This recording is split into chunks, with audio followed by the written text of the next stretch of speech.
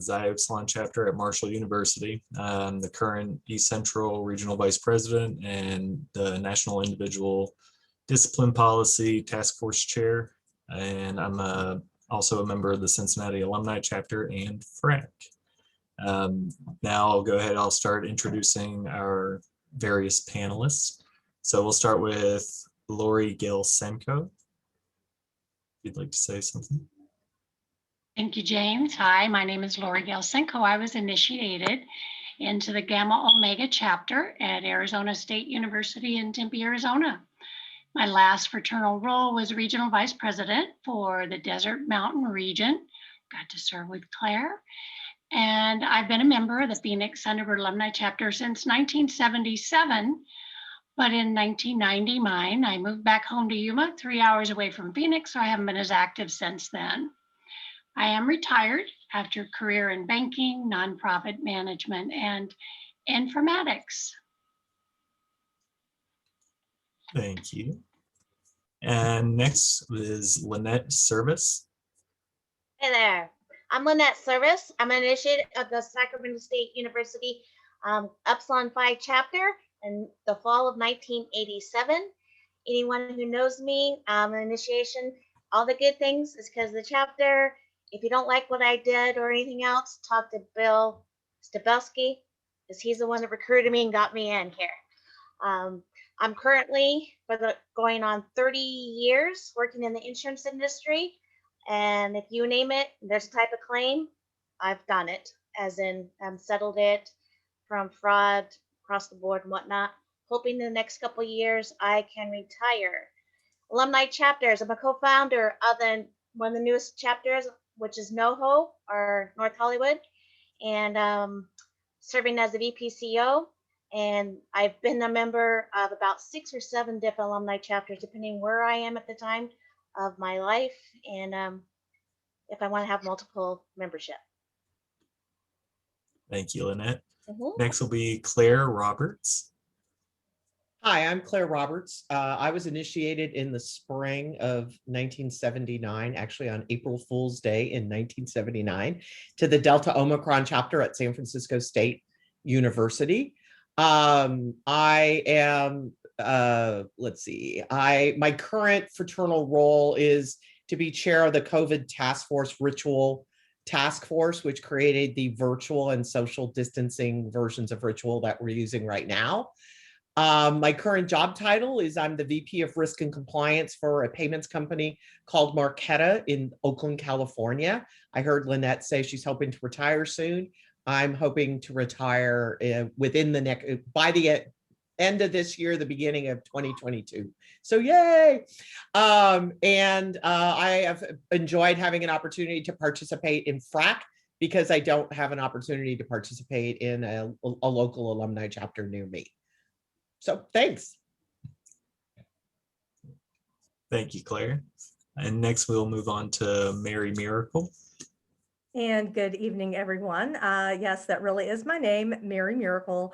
I was initiated on March the 7th of 1981, which means I just celebrated my 40th anniversary of being a brother, at the Alpha Theta chapter at the University of Cincinnati.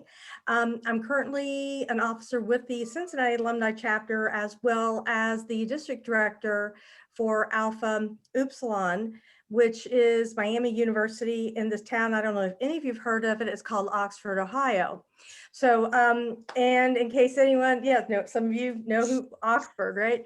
And in case any of you have not seen it, we actually did put out a video for Founders Day giving you a tour of the central office. So that is on our Facebook page, the Cincinnati Alumni Chapter Facebook page, and of course, on the Fraternity YouTube channel. So I got to put my plug in for that. Thank you, Mary. Next, we have Katie Whalen.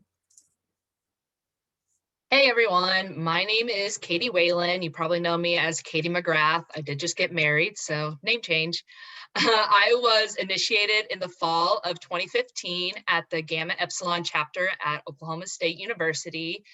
Got to spend all 4 years as a brother, so that was pretty awesome. I'm now the Kansas City Alumni Chapter President, and I'm the current District Director for Iota Omicron. And for work, I am a learning consultant at a IT healthcare company called Cerner. Thank you, Katie. Next, we have Jeanette Bowie. Hi, everyone. I'm Jeanette Bowie, and I was initiated in November of 1991 at Iota Omicron, which is now known as University of Central Missouri. I have served as the Gateway Region RVP. I'm currently serving on a couple different committees at the provincial level. And for my work, I work as a product analyst for a communications company. Thank you, Jeanette. Next, we have Teresa Shudrowitz. Good evening, everybody. I'm Teresa Shudrowitz. I was initiated in November 1991 at the Theta Omicron chapter, St. Ambrose University in Davenport, Iowa. I'm also part of the Chicago alumni chapter, the Twin Cities alumni chapter, the Pratt group, was part of Milwaukee alumni chapter when there was an alumni chapter there.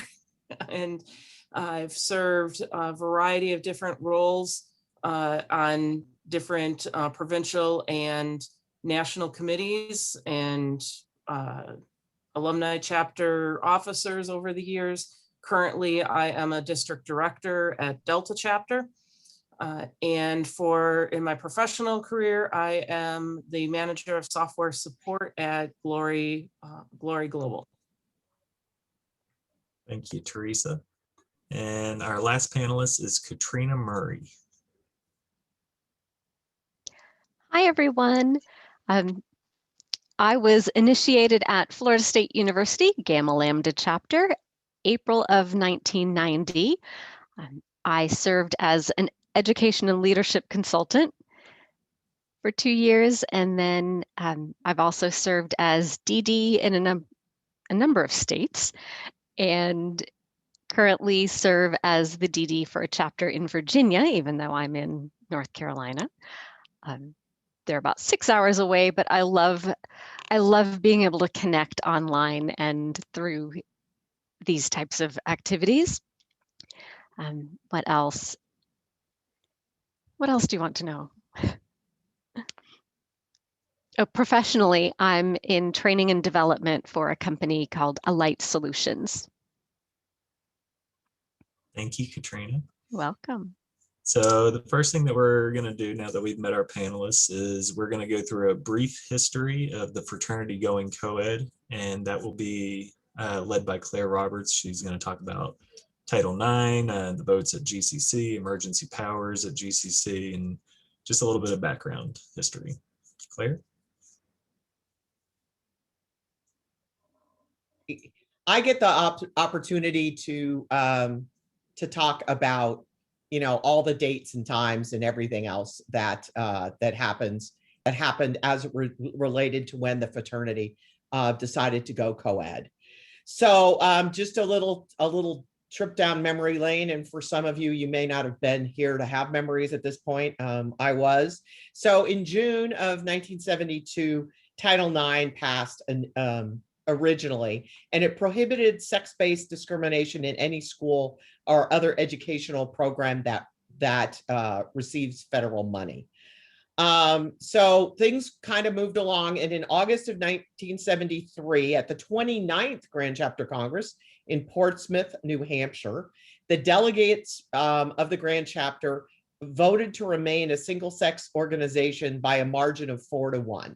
So 1973 had come, but they also authorized the solicitation of funds to proceed if the courts deemed advisable to hire legal counsel to proceed in the desire to remain a same-sex organization.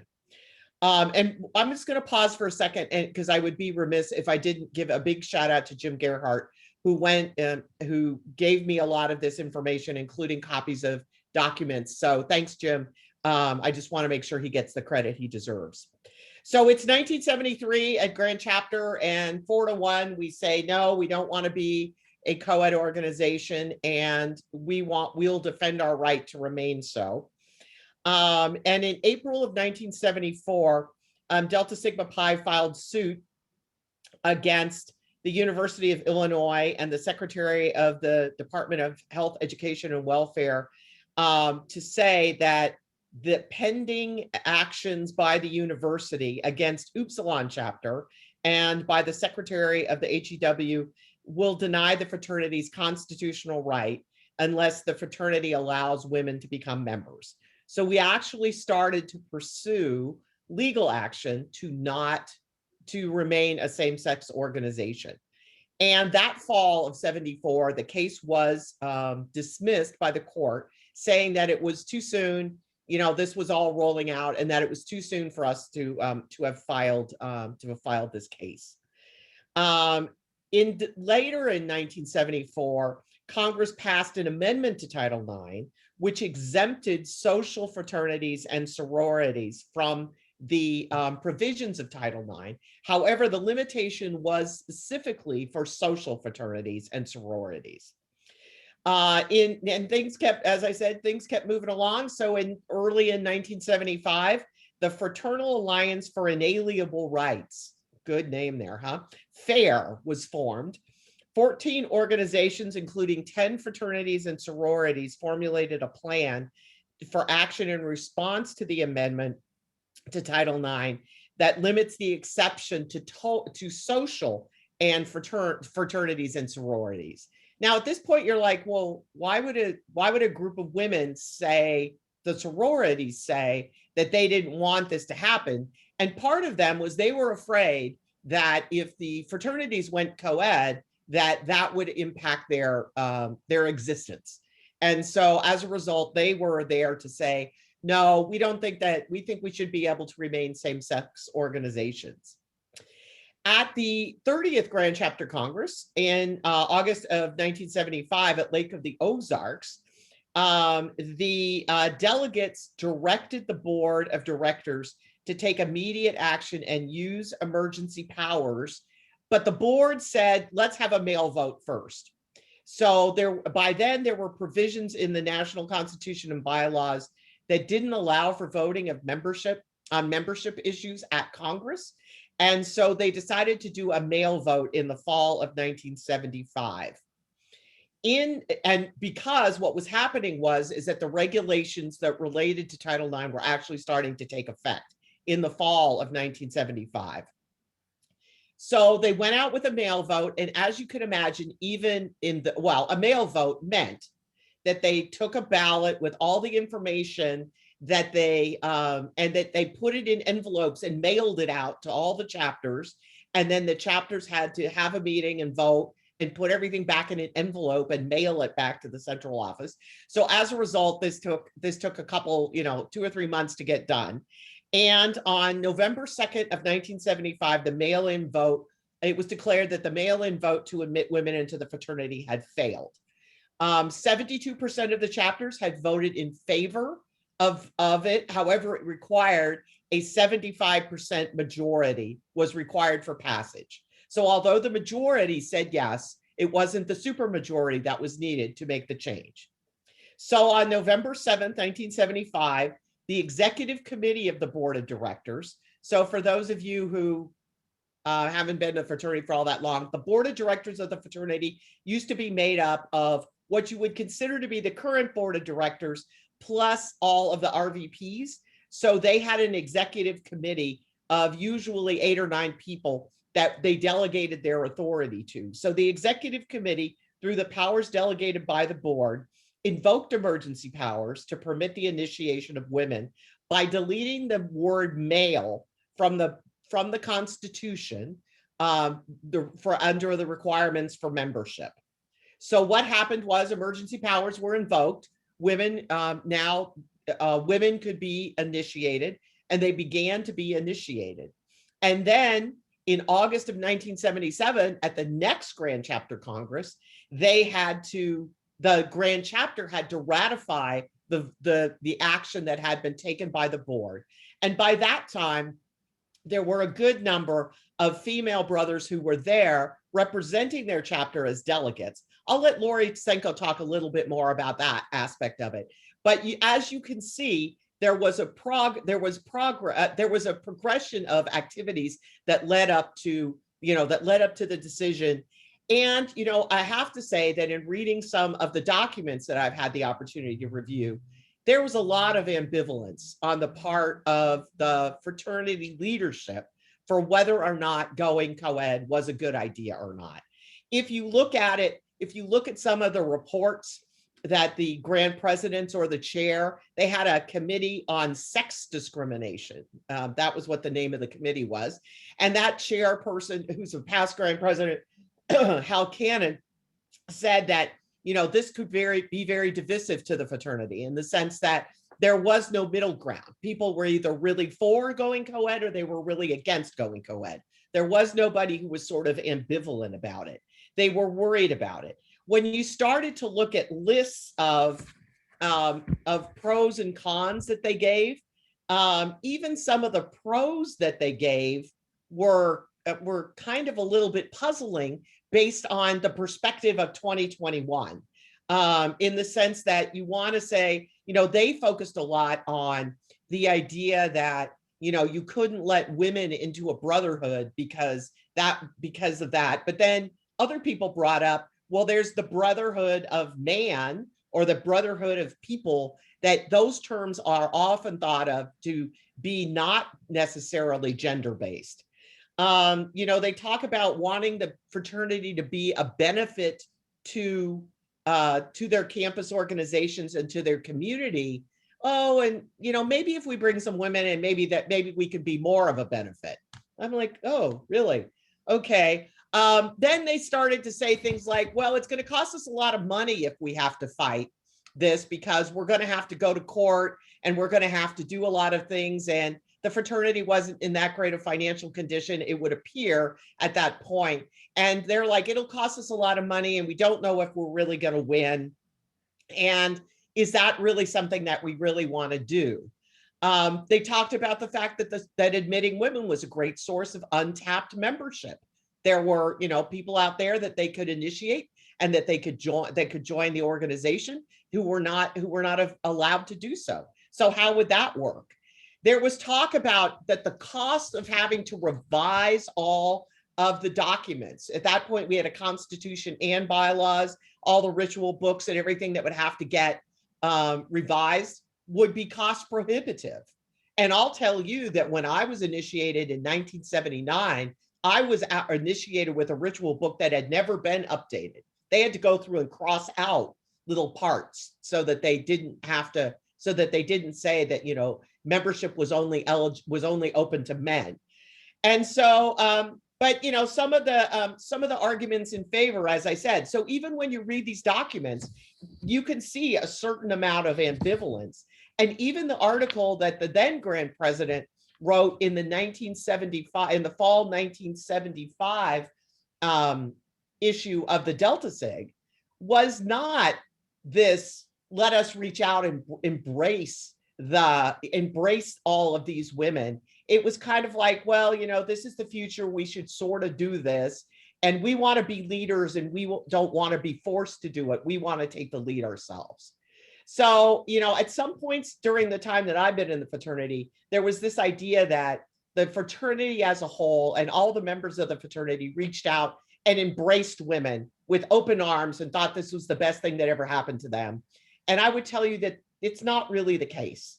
There were a lot of brothers who were very welcoming of women, but there were a lot of brothers who in fact walked away from the fraternity when it went co-ed because they didn't want to let women in their fraternity. And so it was a time of controversy and turmoil, but in the end, the fraternity did the right thing and began to initiate women in 1975, and then the Grand Chapter Congress in 1977 ratified it, and here we are today. So I think at this point, I'll turn it back to you, James. All right. Thank you very much, Claire. And now we'll have kind of just rolling right into our first female initiates and everything like that. Lori was one of our first female initiates. So Lori, would you be able to share some of your experiences? Yes, thank you, James. Good evening. I'm Lori Gelsenko.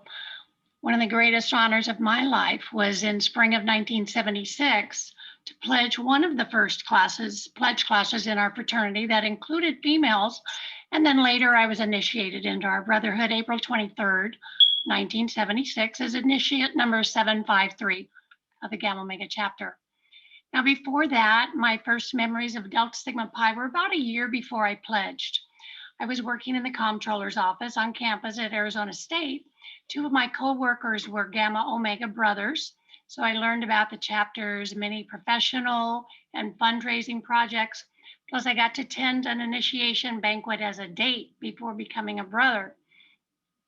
It was at that first banquet where I met more of the active collegiate brothers and some prominent local alumni from the Phoenix Thunderbird Alumni Association, such as Buzz Sutton, Bill Leonard, Bill Wilson. You may have heard their names. The founder's room of the central office is named after C. Irwin Buzz Sutton and his wife, Brother Stoney Sutton. Bill Leonard was a parliamentarian at GCC for a number of years.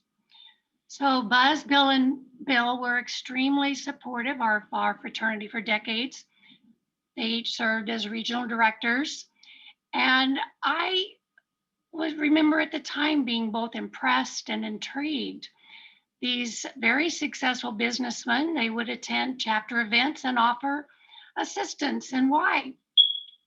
Little did I know that within a few years, they would become part of my professional network, and I would have the pleasure of having them remain three of my very best fraternity friends and mentors for decades. So later after all that, when Gamma Omega started recruiting females in the spring of '76, I just naturally pledged. I had no idea that the fraternity would change my life by inspiring huge personal and professional growth. So about my pledge class, to the best of my recollection, we had about 22 pledges, almost half were female. Our VP of Pledge Education, or Pledge Mom, we called them then, was Ralph Benson. An excellent leader. He taught us well, guided us through the strict criteria of the pledge class program. For decades, our Gamma Omega pledge class met at 6 a.m. They'd learned that there were very few excuses for why they couldn't show up if they had a 6 a.m. pledge class. And then they would be over mostly by 7 a.m. when the college classes started. And I am not a morning person, but I managed to make it every time on time. So the pledge class, we had a great time bonding, planning, implementing our many projects. All the typical projects any pledge class would have. And the active chapter really helped us well. I thought they all seemed very receptive of all of us females. So after that first pledge class with women, the next semester, all of us women in the chapter, and of course the men, we helped man the recruitment tables. We spoke in our classes, wanting to recruit more women, plus of course men, for the fall of '76. We were a little too successful. We had 150 prospective pledges sign up at the table, but only 120 of them made it through the pledge week. Back then we called it rush week. So needless to say, when it came time to vote on them and select a manageable pledge class size, we were up to meeting till like 3 a.m. trying to narrow down the list. We selected 36 pledges and 21 of them were women, one of them being my good friend, Linda K. Votter. I felt that the male brothers always treated us with respect and kindness, just like a big brother would. This was all new to them as well as it was to us, but they welcomed our help with the projects and the decision-making of the chapter, including us with that. The College of Business at ASU at that time was about a quarter females back in the mid-'70s.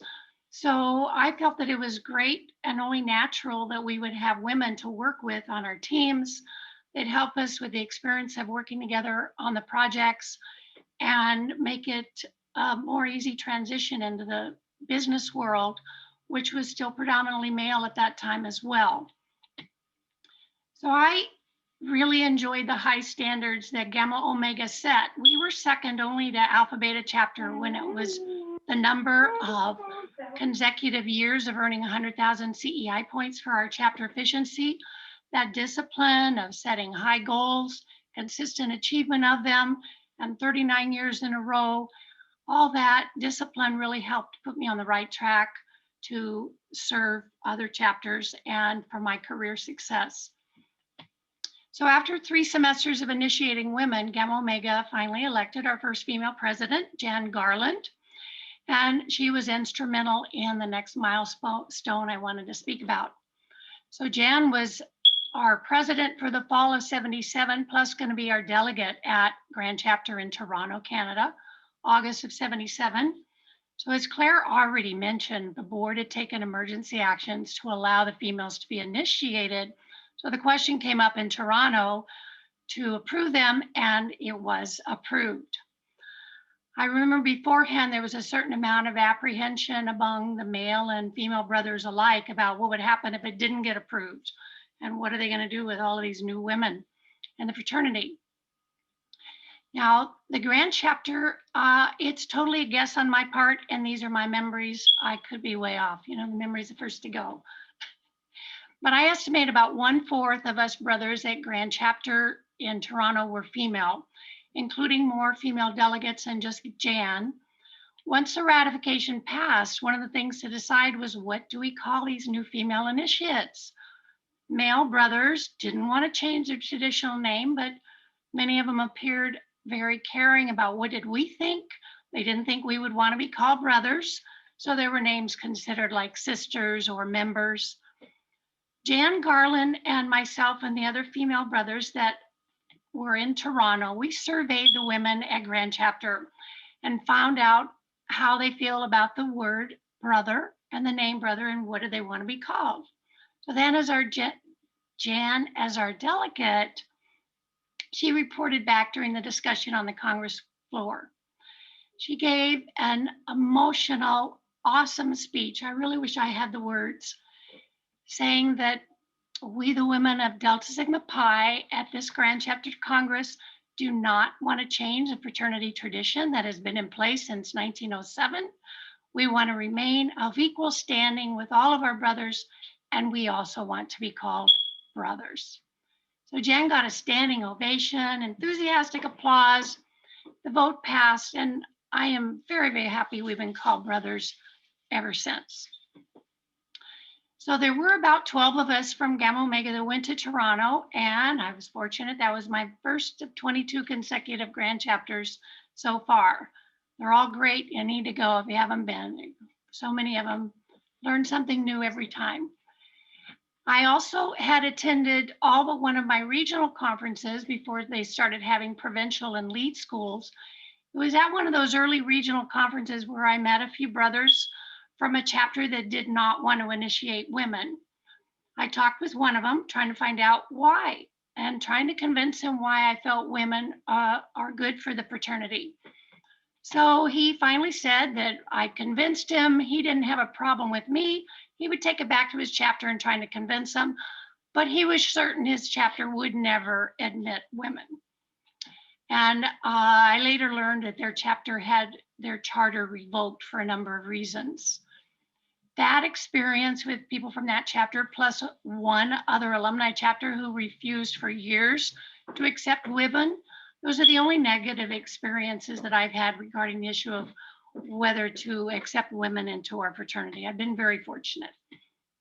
So as proud as I am to be one of the first female initiates, I am most honored to be the first female to receive the Silver Helmet Award 2001 in Buffalo, and my good friend Linda Votter was the second female.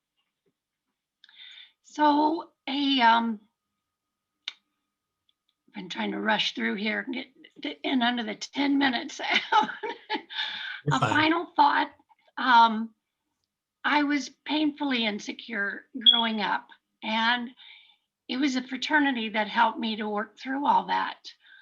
I felt like the brothers in my chapter and in our fraternity and other chapters that I met, they accepted me for me. And I finally learned to accept myself in spite of my faults while continuing to try to be better and to help others in need. And the fraternity has given me so much. I'm still trying to give back as much as I have received. So those are just some of my early thoughts. I did speak with a few other brothers that were in the chapters back then to ask them their memories and trying to trigger my memories. And I know that Jay Carpenter said, he was in the chapter before me. He said he remembered it being very positive. All of the brothers there were just accepting of the women. They didn't remember a strong male-only type of culture or resistance to the new idea of recruiting women. He had fond memories of the fun that we all had, how women pitched in, volunteered, helped with the projects, held office, and it just flowed and they never looked back. Anyway, thank you so much for the opportunity to give you a few of my memories. Thank you very much, Lori. That's awesome. So next we're gonna hear a little bit about one of our, I guess, most important positions in the fraternity, our central office consultants. Lynette, could you share some of your experiences as the first female central office consultant, please?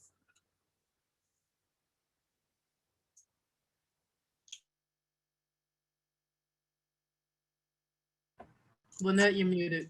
Yeah. Can you hear me now? Yep. Okay. In the fall of 1987, on Friday the 13th, I was initiated into the fraternity. I was very fortunate to be in a region where there was no all-male chapters. We still had all-male chapters in our country at that time, but I hadn't been with any of them. We had really strong leaders in our region and strong female, Claire Roberts being one of them. She was a district director to one of our my regional chapters there that we used to go and visit and do things. My chapter that I was from, we did a lot of visiting. And I had been in organizations that were all female, served in a lot of fraternal organizations that were that way, did a lot of things, you know, more on the ladies' side, I guess you would say. And I wanted more because I tended to be very shy and insecure in a co-ed business atmosphere. If it was, you know, doing charity work or anything like that, it was okay. But for the working world, I was really hesitant and kind of shy that way. So I got involved with the fraternity, and it brought me a lot out of my shell. I had such a great time, learned a lot.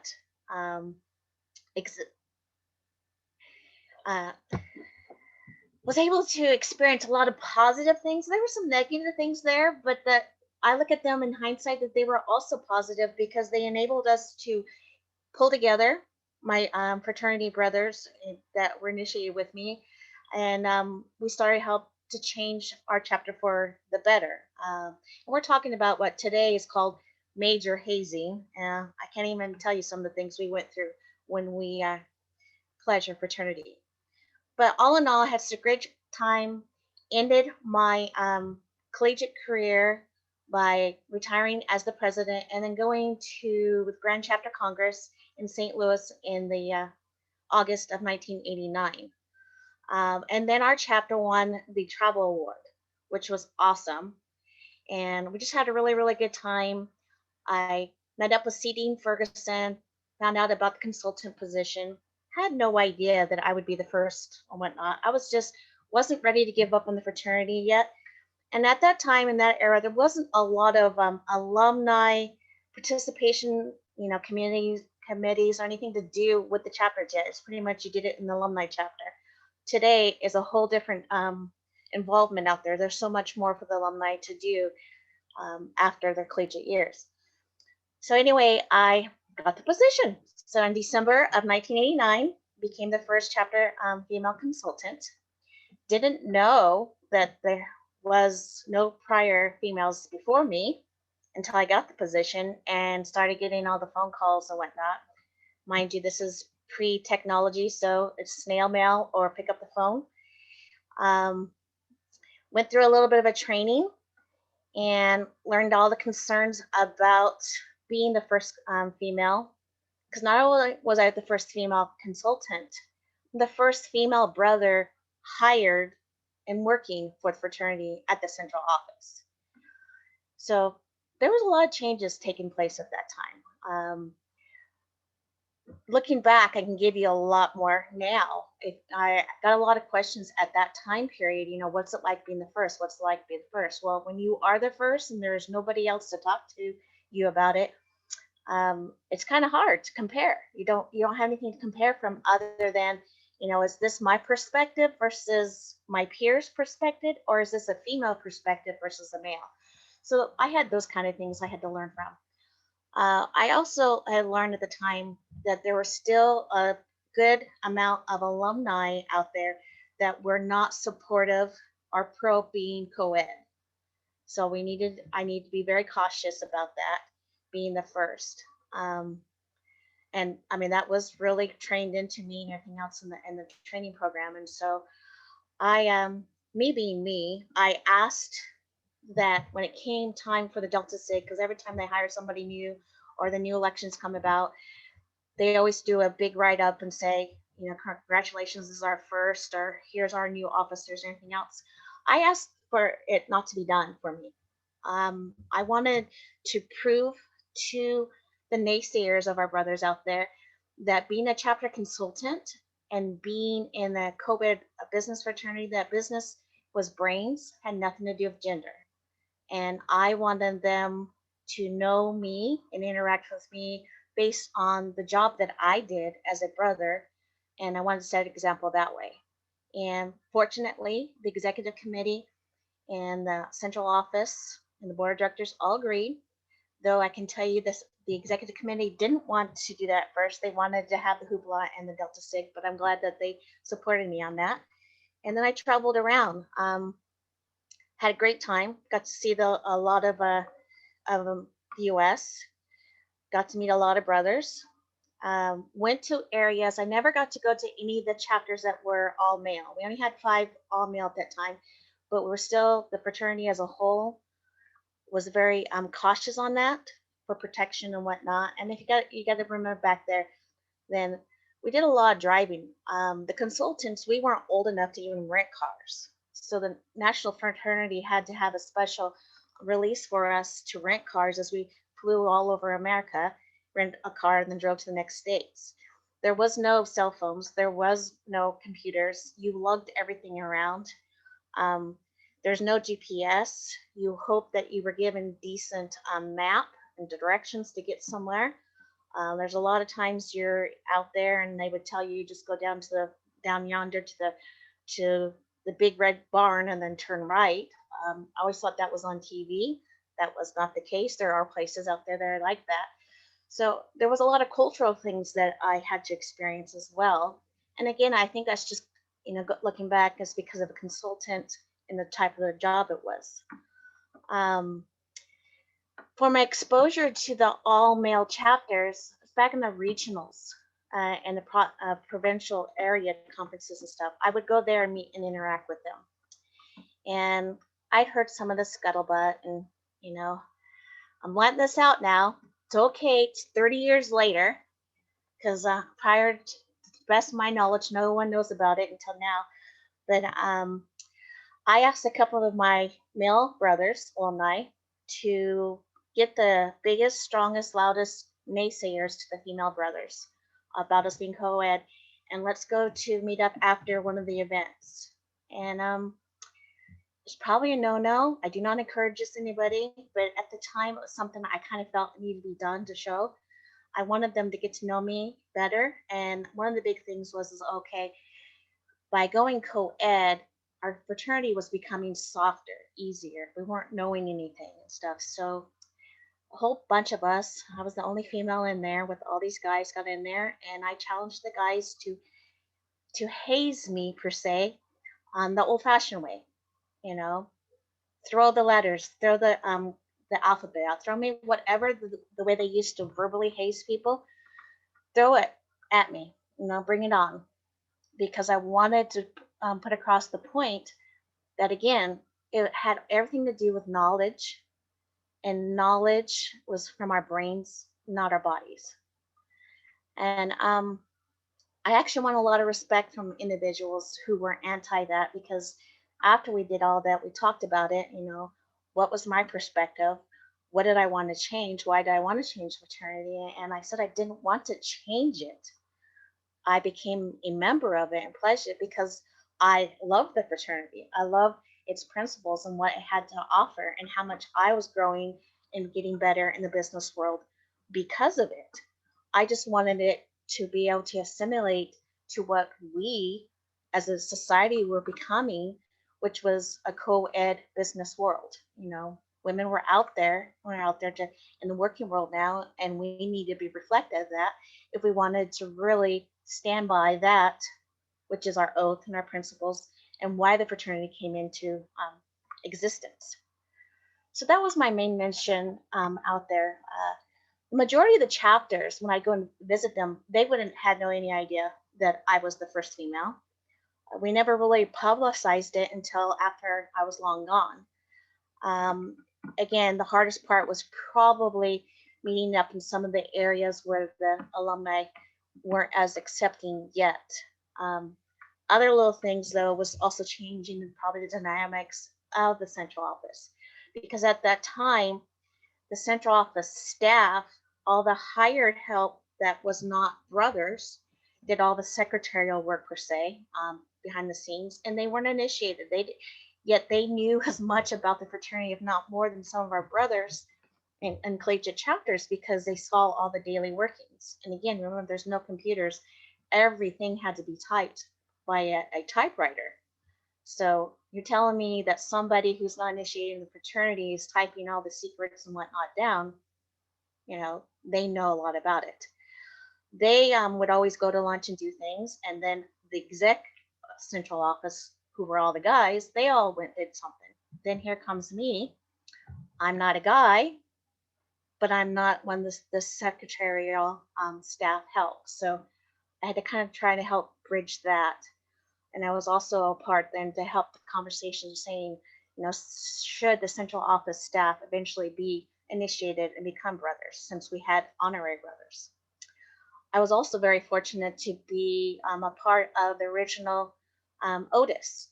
I helped co-found, not co-found, but author the Otis books, and Otis began, and we had originally 4 Otises across the country, and eventually those became the new lead schools. So going in, becoming co-ed, and being one of the first out there was great to get to know and help it become a better place overall for everybody.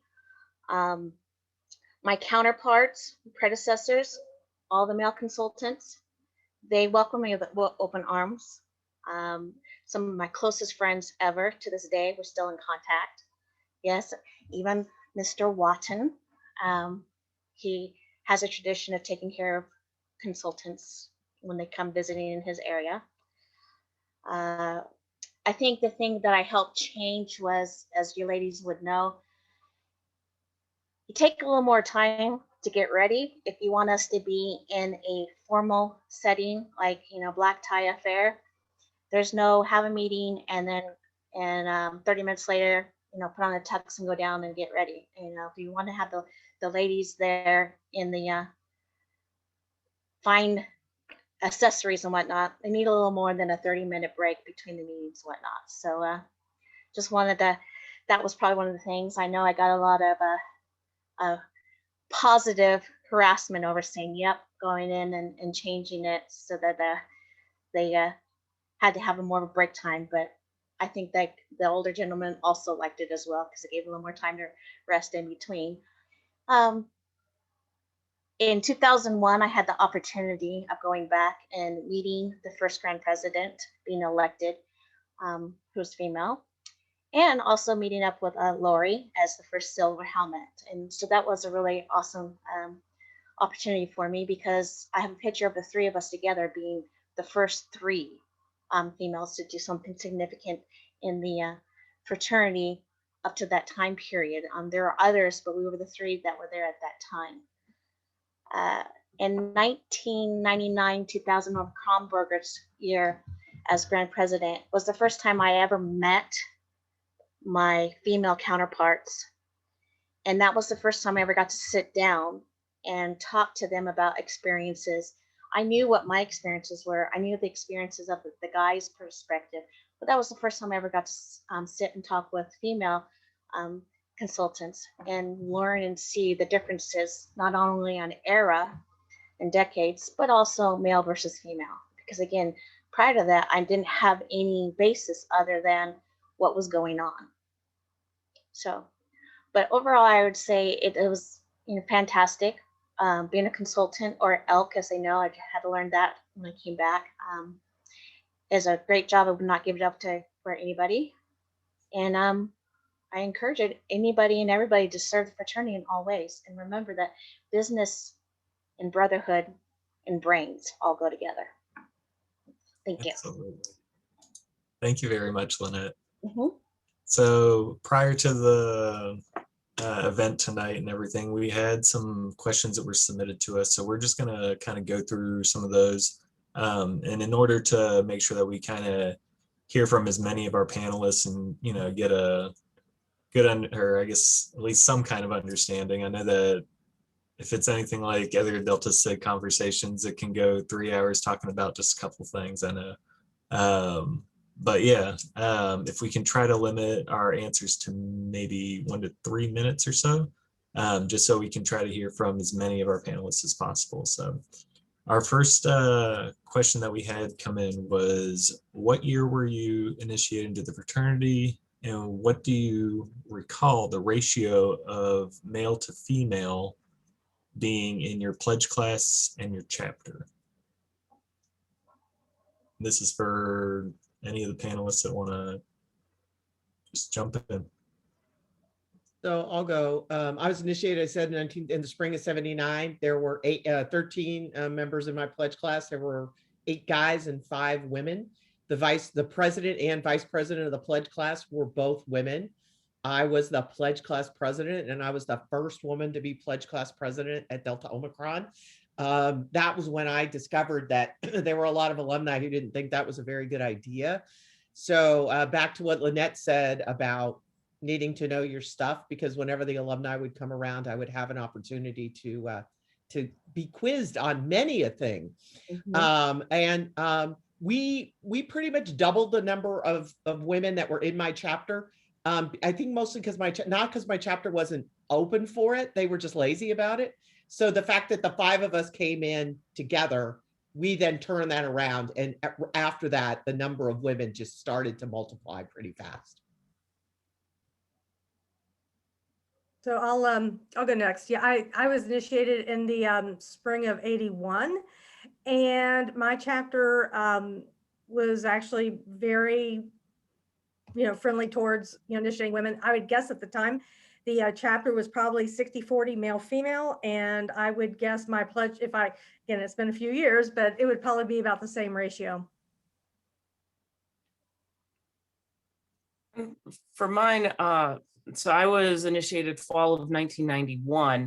For my pledge class, there was, I think if I recall correctly, it was 7 people in my pledge class, and it was 5 male, 2 female, which actually for my chapter was the opposite, because my chapter was, I'd say it was probably about 60-40 female to male. And which was consistent with the university. The university actually had a higher female population. And throughout my 4 years while I was there, from the standpoint of leadership in the chapter, it was very much female dominated. We had every single year, our president was a female. 3 of the 4 years, our senior VP was female, and we were probably, as far as of our officers, was probably 75 to 80% female.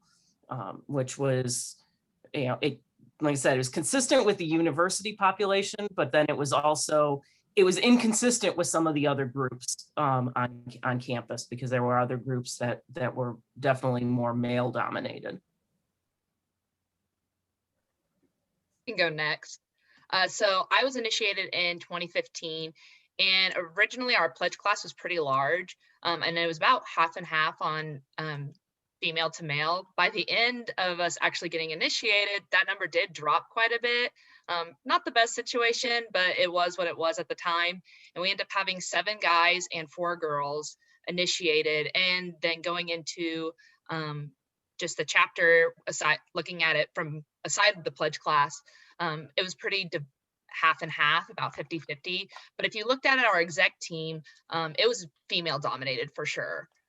Our president was female, our SVP was female, our pledge educator, our VPCO, the year-long positions we had at our chapter were all female, and it was like that for quite a while.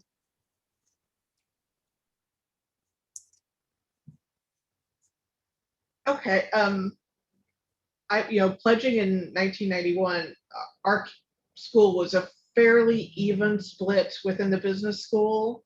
And actually at that point, the chapter did reflect that that split fairly evenly.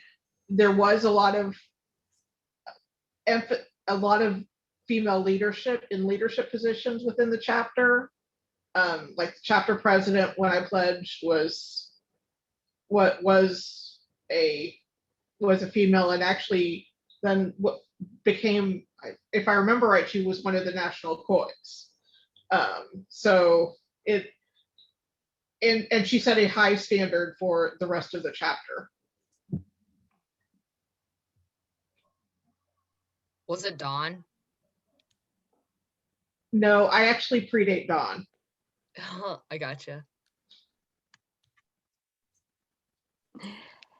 Hey, so when we got a preview of the questions that were being asked ahead of time, my first thought to this question was, that was 30 years ago. I don't remember.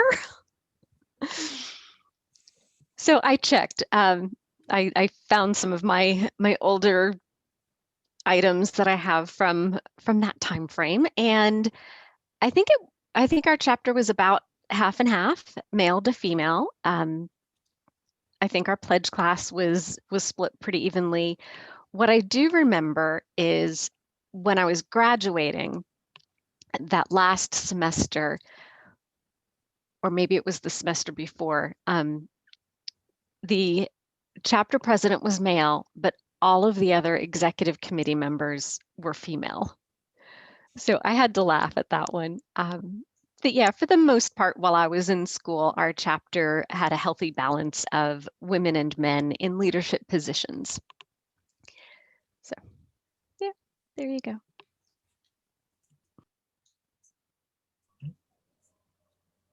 Lori or Lynette?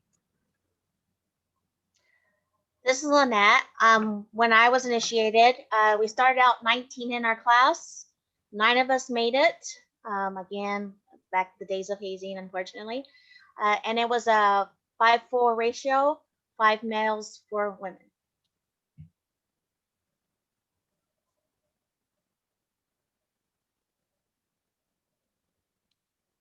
And Lori?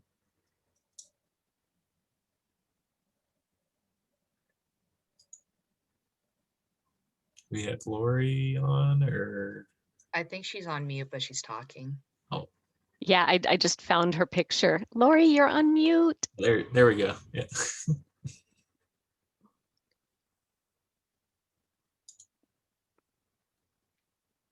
Looks like she's Okay. still talking. There we go. Yep. There we go. Sorry, I thought Yay. I'd unmuted it. I thought I covered this in my talk. We had, about 22 people, and I remember half female. And once women started running for office, it was equal. There were a lot of women, very strong leaders, but we had a lot of awesome male leaders too. They were receptive to us helping out, but it was a shared role, and I felt that was a good a good way to prepare us for the business world. And I already mentioned that our College of Business was only about a fourth women, but you got to realize I'm pretty old. This was back in the mid 70s, so things just kept getting better. Absolutely. All right. And our next question was, when you first came to know that you were going to be called a brother instead of sister, what were the thoughts kind of going through your head? You have I'll take Katie? Go ahead. Yeah, so when I first got initiated, or even before I was getting initiated as a pledge and realized that we were going to be called brother, I actually felt very empowered by that. I kind of didn't understand it at first, but when I went to lead as a pledge, and once I was able to go to lead, I kind of started to understand more of what that brother and unification is in the power of calling everyone a brother. I think you really start to understand even more of why we're called brother once you go through your actual initiation. Initially, though, it was a bit confusing. I think from coming from high school to college, because I was a freshman, I was still a little baby. Not everyone goes into the fraternity straight as a freshman. So I was still very confused by that lingo. But as I've gotten older, being a brother is very, again, like I said, it's a powerful word, and it really unifies us as one rather than calling us brothers and sisters. I think it holds a greater value in like how unified we are as a fraternity. Thank you, Katie. Yeah, and I will say, just like Katie, I was a bit confused as well, when you're going through the pledge program and you're trying to learn all these things. And of course, the other thing is we did not at the time not understand like the history of, even though it wasn't that long before I was, between the time everything happened and in being initiated, what had happened. You just know sort of what exactly you're being told at that very moment. But as I've gotten older, okay, and more involved, and then found out the history, I am so glad that we are called brothers. And when you hear, what the story that Lori told, which, I'd heard that before, but just hearing you say it again, it makes me proud that we are still called brothers and we are considered brothers. It's really a tremendous honor to be called that. It's really funny that you say this, like we have this question too, because on my honeymoon in Hawaii, I was with another brother because we were just visiting and seeing his place and whatnot. And his neighbor across the street was like, "Oh, who's this?" And he goes, "Oh, this is someone from my business fraternity, one of my brothers." And he goes, "No, your sister." And he goes, "No, my brother." And I was like, "Yes, you're the real one." Right. Awesome. All right, let's see. Our next question is, does being called a brother bother you, or has it ever bothered you? Katrina? Yeah, so my sister, I have two sisters and a brother, and my sister, who's 4 years older than I am, studied business at Florida State and joined the fraternity. So I had known about Delta Sig before getting to campus and knew that it was something that I was going to look into when I got into the business school. So I was aware that the term brother was used and didn't really think much of it. It didn't bother me, didn't put me out. And the more I thought about it, I was like, yeah, I like and appreciate having that equal footing. So somebody put that into the chat. I like that we're all called brothers because I want all of us to have the same designation.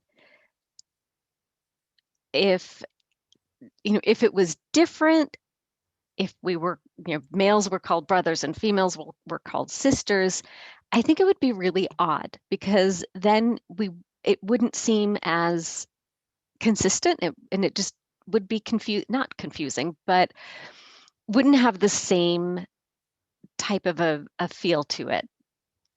And, there are general neutral terms that could be used, siblings or members, but, the siblings would be the closest to expressing the bond and the fraternal relationship.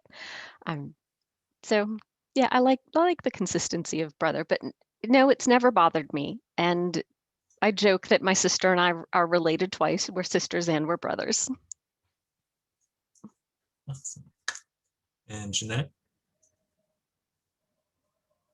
Actually, no, it's never really bothered me. It has made for some odd conversations, because I had a coworker at one point in my career. I had a coworker who, when I would be traveling, we'd be talking about what our plans were for the weekend. No, I'm going to lead for a fraternity event, and he's like, and after the initial time of a fraternity, don't you mean a sorority? I'm like, no, a co-ed fraternity.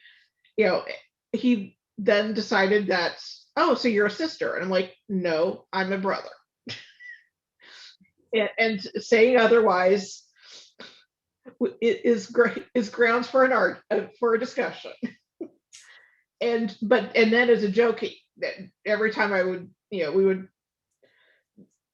would see me wearing letters or something, he'd be like, oh, so you're going to go do your brosis thing. And I'm like, okay, it's a good thing I have a sense of humor, because otherwise you would be itching for a fight.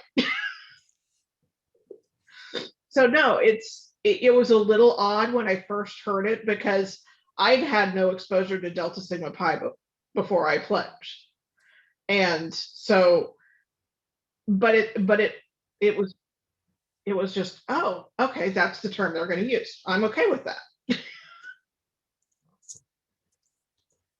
All right. Our next question is, in your opinion, what do you think the founders or Gig Right would have thought of the fraternity being co-ed? Teresa?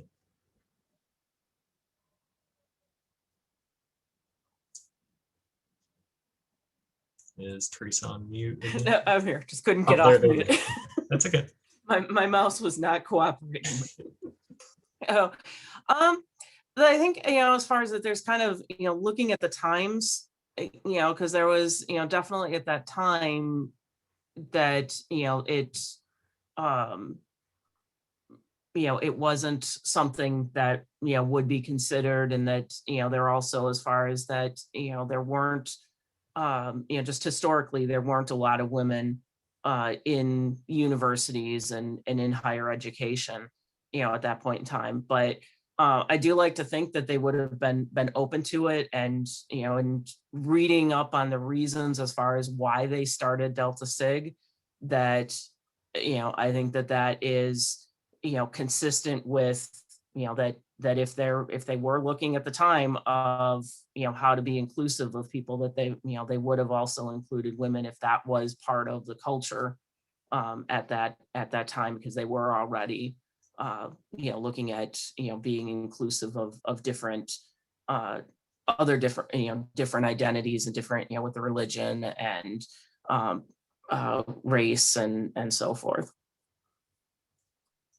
Thank you. And Claire? I agree with Teresa. I would like to think that the four founders, because they founded the fraternity, because they were excluded from other organizations, would want the fraternity to be inclusive.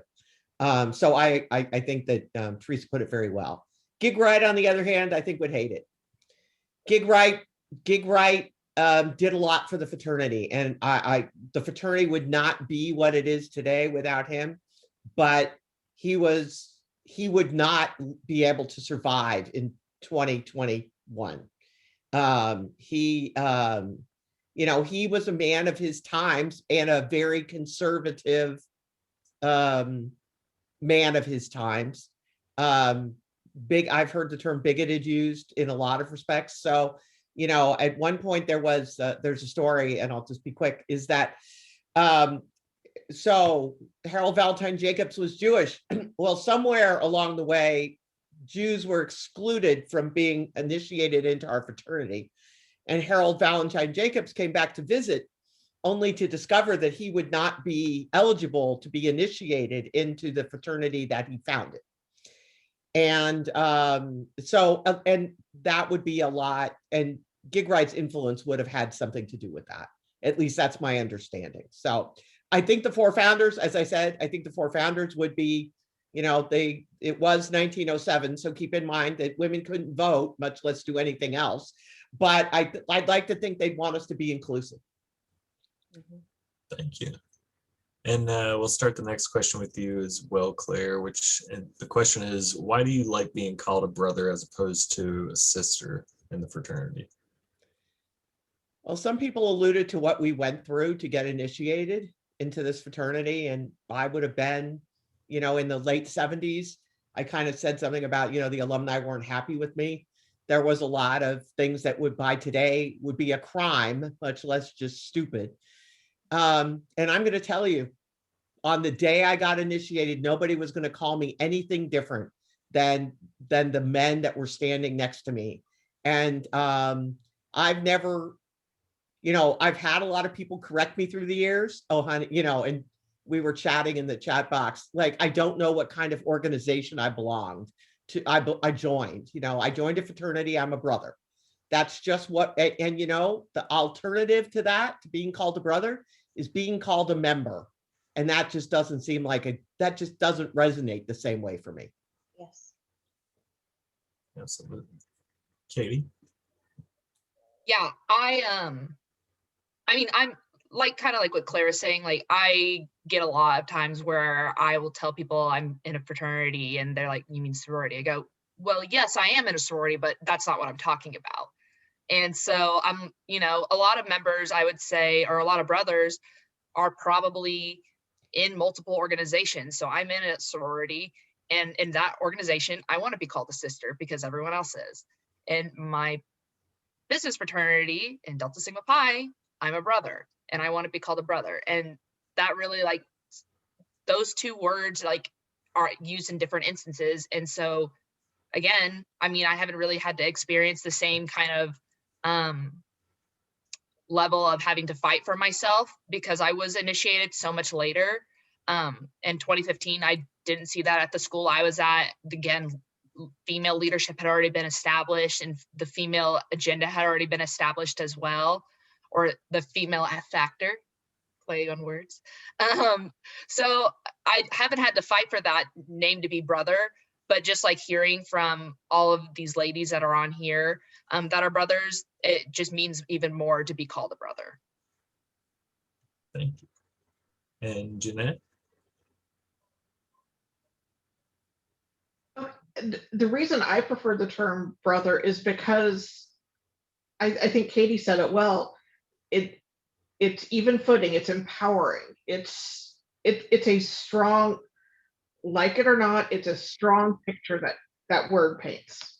So and it does reflect brotherhood in the more gender neutral term as a coming together of spirit.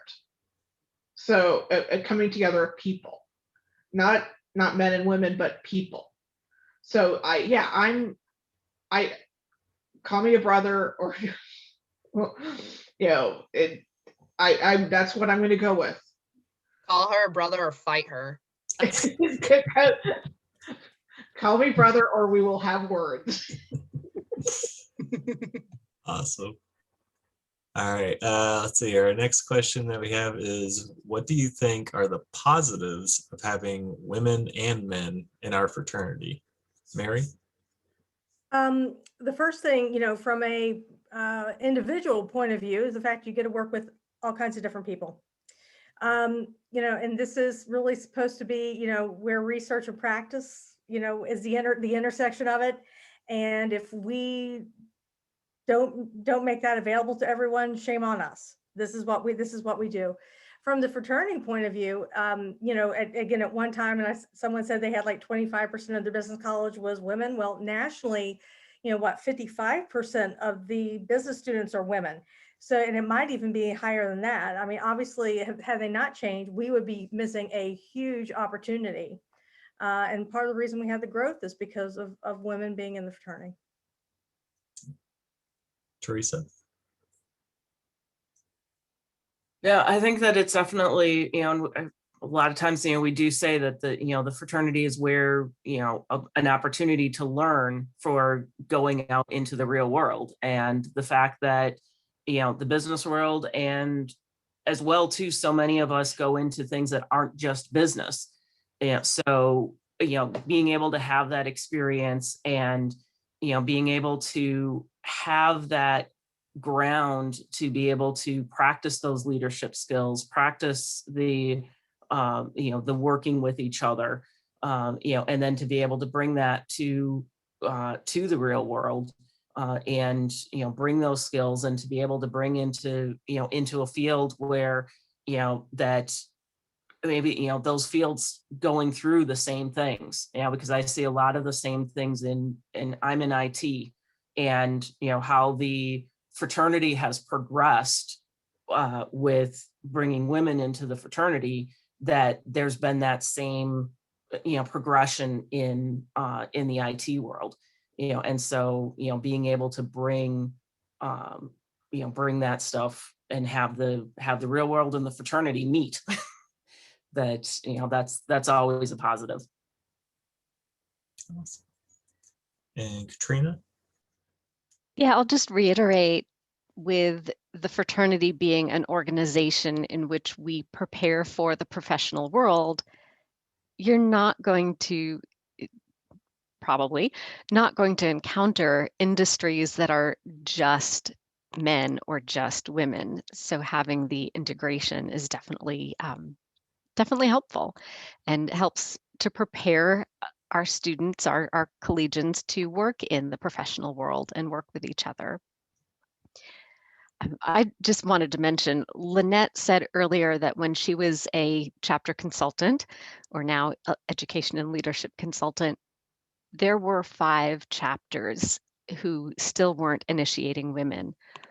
When I was a consultant, which I started as a consultant in 1994, there was 1 chapter left that was not admitting women. And I was actually on campus to take their charter, because their charter had been revoked. So when I was traveling in that area, I did meet the president on campus with with a, can't remember if he was the regional, we would now say regional vice president. I think he was the regional vice president, but it was a male brother, just in case there was any trouble. So, interesting history there. All right, let's see here. Our next question is, what advice do you have for our female brothers that may be in mostly male chapter now? And feel free, anybody that would like to answer. I'll go first. I think I never had an issue with too many male brothers as a chapter, but one thing I would just give it advice as a female, and I think a lot of female brothers can be kind of intimidated just coming into this kind of world, especially with the word fraternity and brother. That may be something that some people don't feel comfortable with initially, or just don't understand, especially as a pledge. But just be authentically yourself and do what you want to do what's best for you, or do what your best self, and you'll go so far. And the big thing that I've always taken really to heart from this fraternity is you get what you put into the fraternity. And we all know what I'm referring to, and I don't want to get into ritual and all that because I don't know exactly who's all on the call, but that has lived so true. And to everything that I put into the fraternity, I've gotten so much more back. And no matter if you're in an or in a chapter that is very strongly male, and you could have a wonderful, wonderful experience, but if it's maybe not the most incredible experience, know that this organization is so huge that you could go anywhere in almost the world and find someone to support you that is a brother.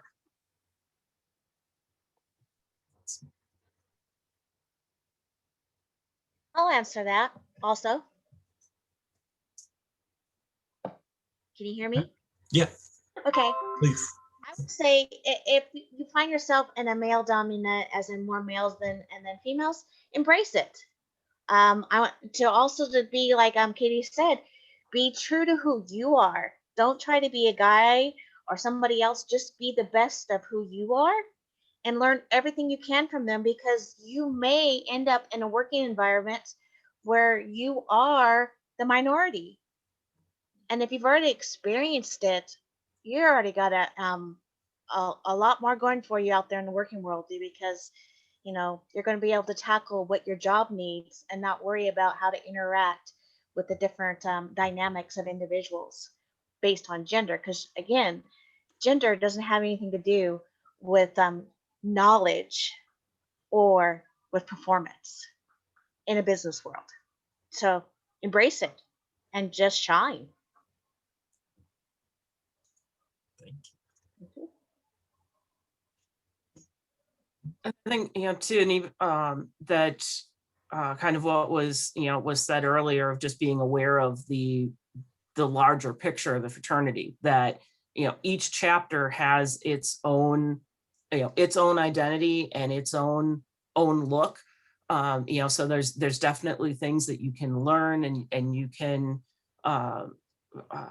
be a part of your chapter, but then also being aware of that our brotherhood is so much more than just your initiating chapter, and that there are so many opportunities from all of the other brothers, both male and female, out there in other chapters with the alumni, and just, being aware of the big picture of the fraternity.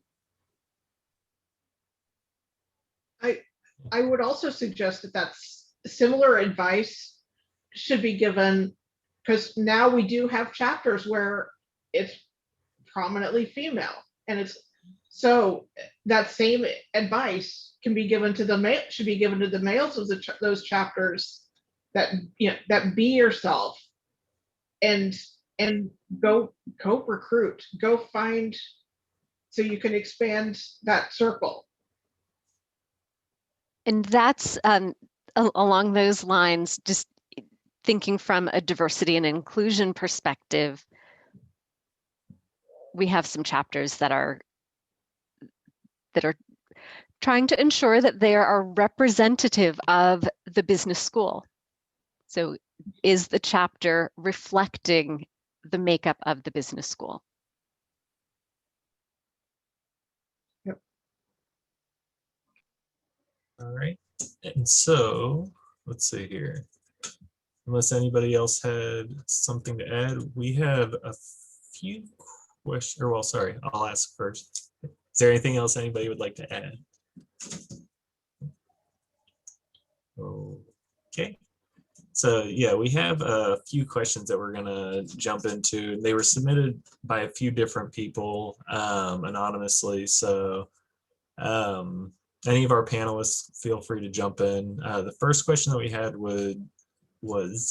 is, why would changing it to where we use brother and sisters titles instead of just brother be a bad thing?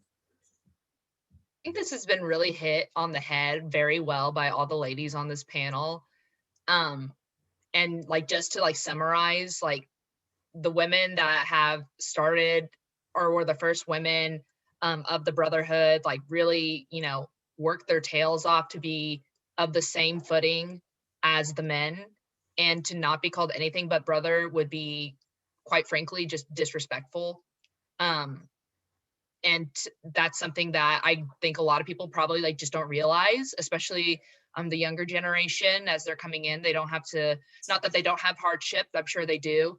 Everyone has their own various challenges and whatnot, but like the stories we've heard from Lori and Lynette, they and Claire, like they had to bust their butts to get to the point that they're at, and to take that away from them is just, it's not an option. And I'd also say, well, first of all, thank you. That was very nice. But I'd also say that be careful what you wish for. If you don't want to be called a brother, you're going to be called something totally genderless, that because to create an environment where there's part of us are called one thing and part of us are called something else is not going to be something that I think is going to happen, because I think that would create the opportunity for two tiers, because if you're not called the same thing. And so if you don't want to be called a brother, then we're headed to the day. And as I said earlier, we're headed to the day where we'll all just be members. And, that doesn't have the same vibe or the same commitment or the same level of, it just doesn't have the same energy and emotion for me to be called, yeah, I'm a member of the fraternity, but I'm a brother. I don't want to, jump in too much here, but yeah, I completely agree, because whenever you think about connecting to like our founders, even they were brothers. So if you want to connect all the way back to the founders of this fraternity, brother is just the term that kind of should be used. I'd also like to add that if we go back to the basics of language, that in the origins of Latin and all languages, anytime you have mixed company, being it, you always take the masculine form of the words. So if we're mixed and reflective of the business world, then go back to the basics also of our written language, whether it be English, Spanish, Latin, whatever. Keep it that way. And I'm like with Claire says, a member in general is anybody that signs the name on their dotted line and gives a maybe some money here or there.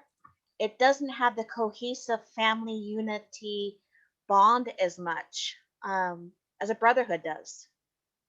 And we are a brotherhood, so there's nothing wrong with everyone being a brother, because it just strengthens the brotherhood based on the definition of what a brotherhood is in general.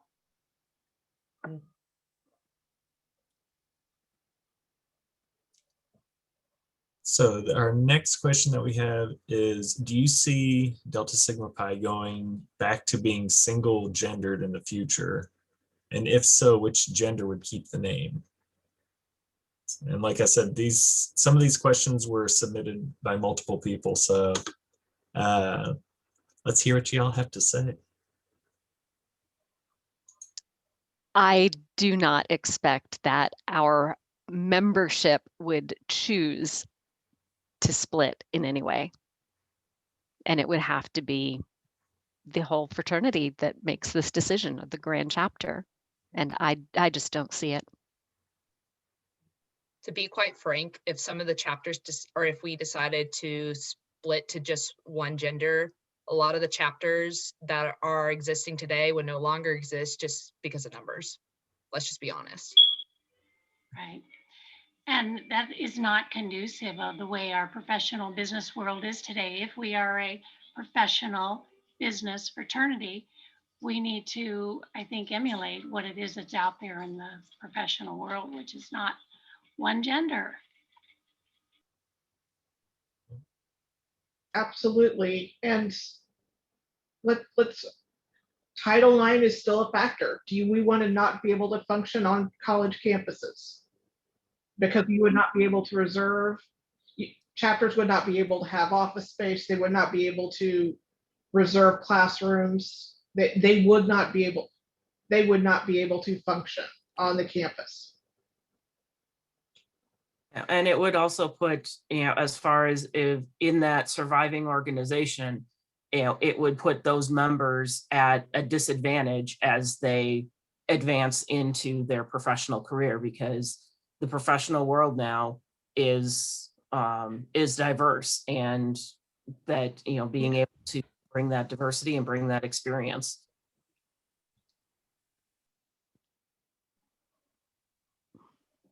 Thank you all. Let's see here. If someone within Delta Sigma Pi kept calling you sister, knowing that you didn't like it, and they had been told why it's wrong, how would or how have you all handled that in the past, or how would you handle that? I would say that if that is happening, to anyone, please have them contact any of the women that you see on the screen or making some contact, okay, and making comments, and we'll take care. We will help. We gotcha. Yeah, We will we'll be educate. happy. Yeah, so my question for this whole group, everybody on the call, have any of you been called sisters by any brother in the fraternity? No. No. Not in recent years. Yeah. Okay. So the exception might be the 1970s and early 80s.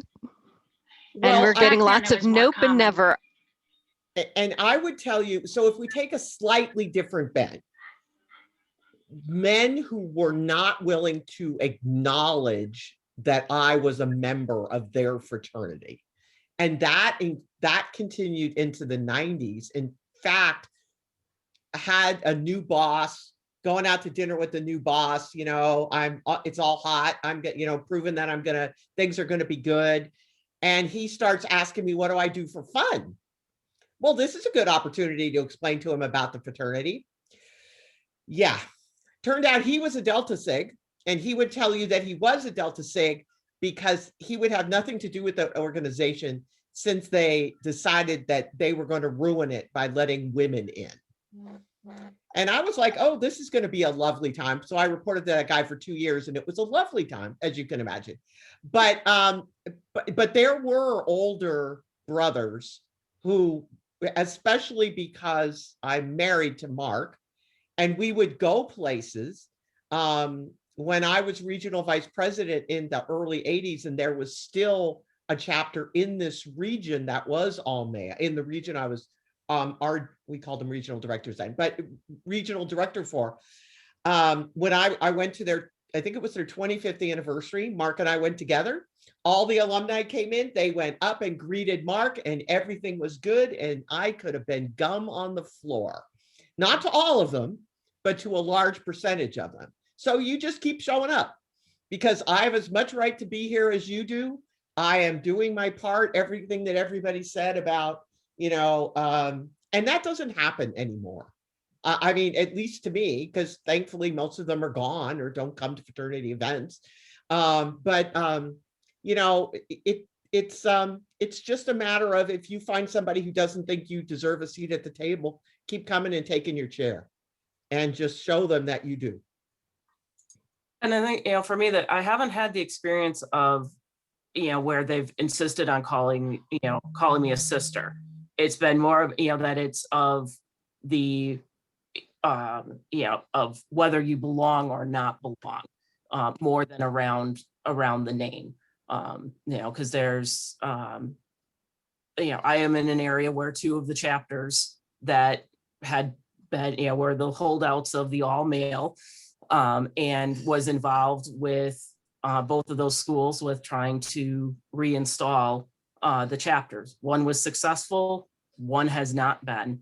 And, in that, dealing with those older brothers, who, that it was just, there was no, you're not, you're not a brother, and there was just even no, they weren't even wanting to refer to, brother or sister.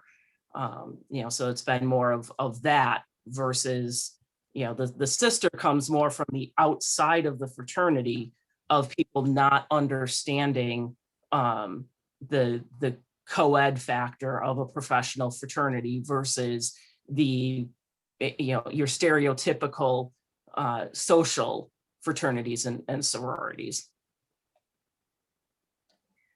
I think like what I did to get through in the 80s as the first consultant is I let my work speak for itself. So like Claire said, just keep showing up. If someone was trying to confront me in a negative way, I've always believed, rise to the occasion, set the example, be the better person, and kill them with kindness. And with that, we just move on. Because, winners are going to be winners and losers are going to be losers. And you just have to go on. And if you go away, they won. Oh, yes. If We're I still didn't here. keep walking up to that same grumpy old man every time I saw him and saying, hey, how are you today? It's really great to see you. Then he's like, oh God, this woman is going to this woman is just never going to go away, is she? Nope. I'm here. All right.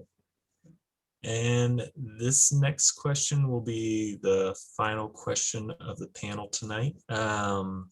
So to a female brother who may be struggling with being called brother, given that they grew up being called female titles, do you have any advice for how they or other collegiates can rationalize being called brother despite gender identification?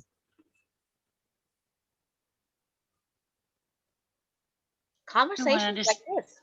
I wanted to say a few things. There's been some great comments already, so I didn't jump in about this, but few things that I don't think were said. Well, Lynette, you brought about the Latin derivation of words. To me, I would explain to people the meanings of words are socialized over time. Who's to say that the word brother has to denote a gender? To me, it is a common bond, a feeling of friendship and brotherhood. And those comments have already been mentioned, but once you explain that to people, they usually can understand that. And that's kind of what I've always focused on.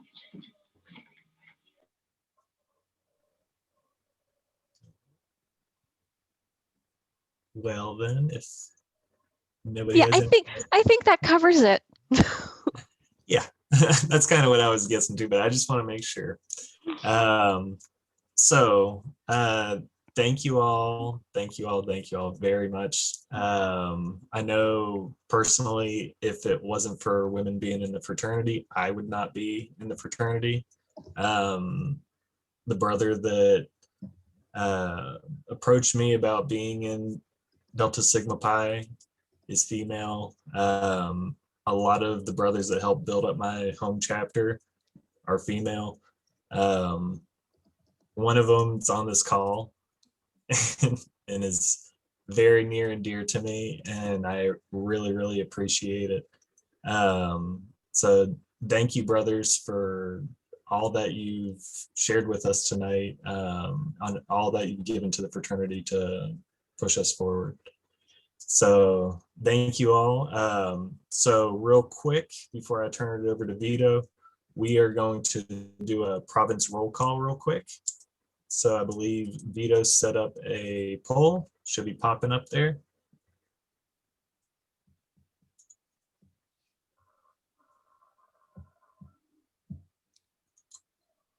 Oh, the numbers are going back and forth. I don't know which province is winning on this one. I want to Central. reach out to Vito and Frack and Reno and everybody else who's put this together. I am so proud to be at Delta Sig, and I'm proud of all of you for taking the time to organize this great conversation. Yeah, well said. Yay. Thank you, Claire. I had leaders like you. Well, on behalf of FRAC, Pier 9, Reno, and Kansas City, thank you to the panelists for I'm kind of speechless basically on this one. You guys threw it out of the park, and I love the conversation. I'm glad we had it. I know the conversation is always going to come back up, but I think this was a great way so everyone knows everyone's thoughts on the situation. And I think if we walk away with anything, everyone's a brother. And if you don't want to call her a brother, like Katie said, you got to fight her.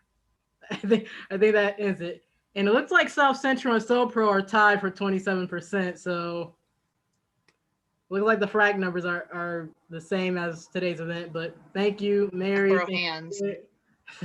Thank you, Mary. Thank you, Claire. Thank you, Katrina, Katie, Teresa, Lori, Lynette, Jeanette, and Jim for stepping up to be our moderator.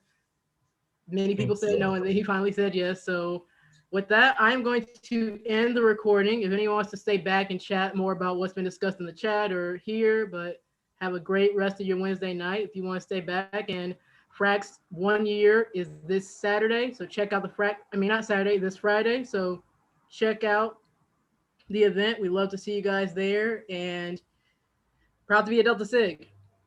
Proud to be a Delta Sig. Always proud to be